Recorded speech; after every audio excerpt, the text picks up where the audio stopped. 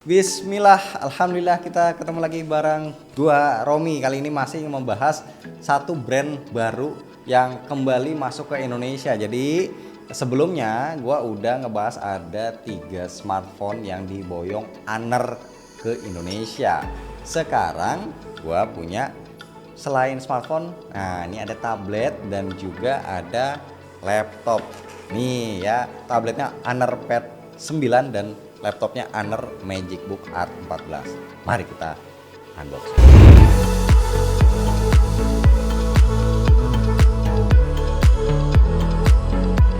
Oke, jadi sebenarnya ini bukan pure unboxing karena device-nya sudah gua coba.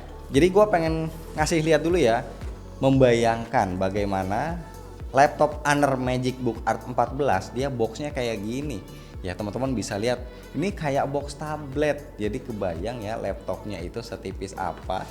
Dan untuk kelengkapannya di sini juga disertakan, bahkan ya chargernya itu dipisah di sini sama kabelnya. Kemudian untuk tabletnya ini Honor Pad 9. Kalau boxnya sih standar ya, biasa kayak kebanyakan tablet pada umumnya. Dia juga ada aksesori keyboard Bluetooth ya, sekaligus casing Honor untuk Honor Pad 9 nih seperti ini. Kita cobain yang tabletnya dulu. Kelengkapan tabletnya gue pengen kasih lihat ya, karena gue sendiri juga belum sempat ngecek. Jadi gue baru keluarin device tabletnya aja. Ada kabel ya, dan juga ada quick guide dan kartu garansi. Nah ini untuk kabelnya USB A tuh ya, tuh USB C. Kemudian untuk chargernya kita dikasih dengan daya 35 watt. Nah terus untuk aksesori Bluetooth keyboardnya ini masih disegel. Nah ini dia penampakannya, casing sekaligus Bluetooth keyboard ya, bentuknya sih standar aja. Build quality-nya cukup solid. Sekarang kita langsung lihat tabletnya. Inilah dia tabletnya Honor Pad 9. Kalau ngelihat kameranya ini jadi daya tarik ya, selain posisinya ada di tengah. Biasanya kan kalau tablet tuh suka taruhnya di pojok-pojok ya, di bagian atas, di pojok kiri. Ini taruhnya di tengah, posisinya seperti ini, kameranya juga bulat gitu ya. Terus juga bahannya ini dari metal ya, aluminium ya, jadi terlihat solid. Nah untuk beratnya di 555 gram, jadi setengah kilo lebih sedikit. Terus untuk ketebalannya ini di bawah 7 mm, kalau nggak salah 6,96 mm. Speakernya ini katanya dia punya 8 speaker, walaupun secara fisik di sebelah kiri satu ada 2, di sebelah kanan satu ada 2, 4 jadinya, dan di bawah ini bottom firing ya, di sudut-sudutnya di sisi kanan dan kirinya masing-masing ada 2, jadi 6. Tapi sebenarnya katanya ada 8 speaker. Nanti kita akan coba untuk suaranya. Oke, finally sudah setup. Nah seperti inilah tampilannya. Tabletnya sekali lagi berdimensi 12,1 inci. Nah sama kayak handphonenya, jadi Honor Pad 9 ini berbasis Android. Nih ya, kita lihat dia pakai Magic OS 8. Terus OS-nya basisnya Android 14. Teman-teman tidak perlu khawatir karena GMS atau Google Play-nya udah ada, nggak usah ngutak-ngatik lagi, udah tinggal langsung pakai aja. Untuk spesifikasinya gue kasih tahu di awal ya, dia pakai mid range Snapdragon 6 Gen 1. Kemudian untuk RAM-nya 8 plus 8 GB pakai teknologi ARM Turbo. Nah untuk storage-nya di 256 GB, dan baterainya ini gede ya, 8300 mAh dengan kemampuan ngecharge-nya di 35 watt. Balik lagi ngomongin layar, jadi dimensinya 12,1 inci, resolusinya juga tinggi ya, 2560 x 1600 pixel, refresh rate-nya dia juga harusnya udah 120 Hz. Kita cek ya.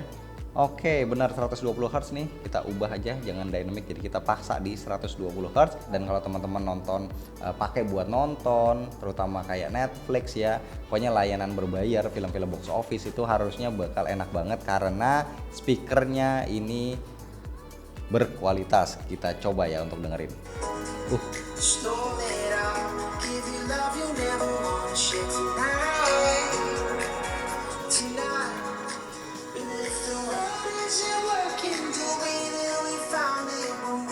Asli sumringah lah, denger suaranya ini bagus banget ya, kayak lagi pakai laptop. Kita coba lagi ya.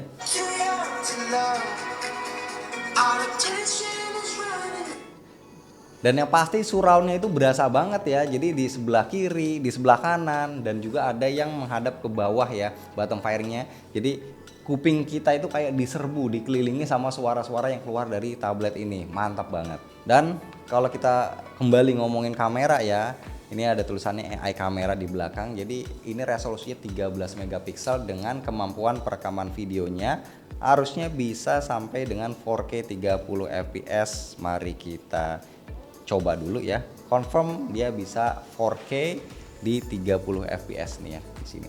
Terakhir kita cobain keyboard aksesorinya.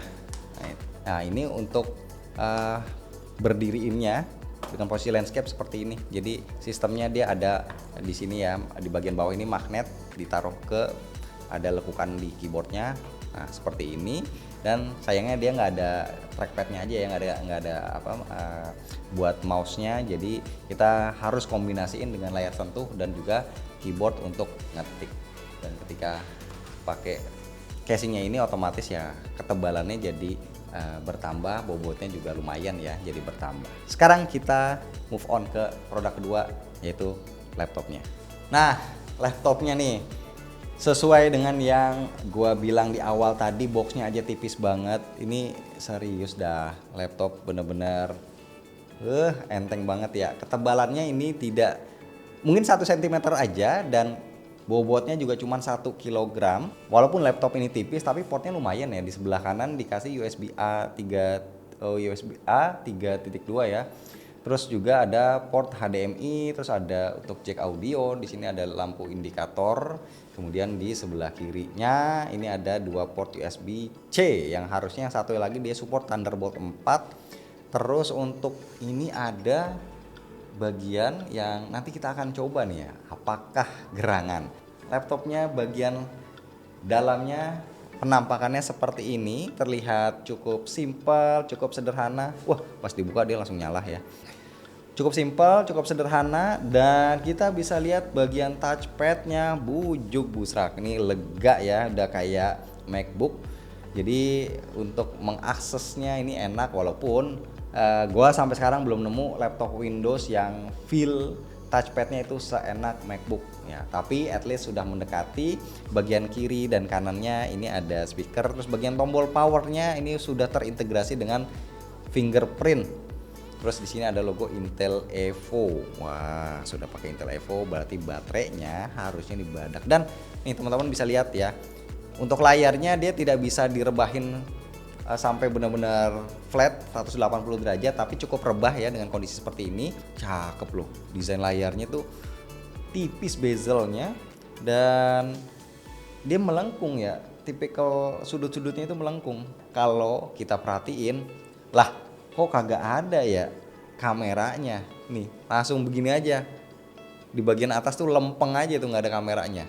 Ternyata kameranya ngumpet, disimpan di sebelah kiri yang terpisah. Kita untuk bukanya kita tinggal pencet aja. Tuh langsung ada notifnya, your camera has been ejected from its storage slot, please take it. Ini inovasi apa lagi nih Aner nih? Kameranya terpisah ya, kotak persegi panjang unik kecil kayak gini, tinggal ditaruh aja di sini. Bujuk, ada gambarnya, tinggal begitu doang aja, plug and play, nggak usah nyeting apa-apa lagi, langsung nongol. Kalau kita balik, bisa nggak kita coba ya? Ya ternyata bisa. Jadi depan atau belakang dibolak-balik bisa tuh ya, ada gambarnya. Tuh ya, kelihatan. Dan juga ini sekaligus aman ya, jadi kalau kita tidak mau kamera kita diam-diam diintip dipakai, kita tinggal cabut aja, terus kita taruh lagi di slotnya. Dan untuk nyimpennya ini juga gampang ya, dia pakai sistem magnet juga, kayak gini ditempel, terus tinggal ditekan. Sekali lagi ini sebuah inovasi yang benar-benar patut diacungi 2 jempol. Sekarang kita akan lihat spesifikasinya, harusnya dia pakai Intel Core series ya. Ya, dia pakai Core Ultra 5 yang gua pegang ini 125H dengan speed 4,5 GHz, RAM-nya 16 GB, harusnya ini udah solder ya karena bodinya setipis ini. Terus untuk storage-nya kita dapat totalnya 1 TB ya, lumayan ya. Jadi RAM-nya 16 GB, SSD-nya kita dapat 1 TB. Dan juga ada satu hal menarik ya. Jadi kalau kita mau connect ke handphone lain, ke tablet, terutama handphone Honor ya, ini gue coba pakai Magic V3 dengan jaringan yang sama. Di sini sudah terdeteksi ya tuh. Nah, kita bisa pakai fitur namanya Magic Ring. Di sini kita bisa melakukan screen sharing, lempar tampilan handphone ke laptop atau sebaliknya. Terus juga bisa connected input, jadi kita bisa pakai mouse di laptop ini ataupun keyboardnya untuk ngetik di handphone ataupun tethering ya. Jadi kita bisa share koneksi internet dari handphone ke laptop. Dan juga kita bisa berkirim file secara cepat. Sekarang kita akan coba untuk screen sharing ya. Tuh, sudah bisa ya. Jadi kita bisa mirroring ataupun menjadikan layar Honor Magic V3 ini sebagai secondary, layar kedua. Nah, sekarang gua akan coba untuk menggunakan touchpad dari laptop tuh ya, ada kursornya ya, gerak tuh. Nah, jadi kita bisa melakukan koneksi antar dua device secara seamless seperti ini, termasuk juga untuk transfer file. Jadi kita nggak perlu repot-repot lagi, ataupun kita mau transfer koneksi internet itu bisa dilakukan dengan gampang ya. Jadi kesimpulannya untuk tabletnya dan juga untuk laptopnya, Honor akhirnya masukin juga, selain tentunya mereka ngebawa ada 3 handphone ya. Kemarin kita udah unboxing Honor Magic V3, Honor 200 Pro dan juga X9C. Selain handphonenya tentunya juga si laptop ini ya, karena benar-benar compact banget ya, 1 kg 1 cm. Inovasinya ada di webcamnya yang bisa dilepas pasang, terus juga dia punya Magic Ring, bisa connect ke device lain secara seamless. Kita tinggal tunggu aja masing-masing berapa harganya. Kalau sudah launching resmi di Indonesia harusnya akhir Februari, nanti gua akan update harga dan juga link pembeliannya di deskripsi. Terima kasih.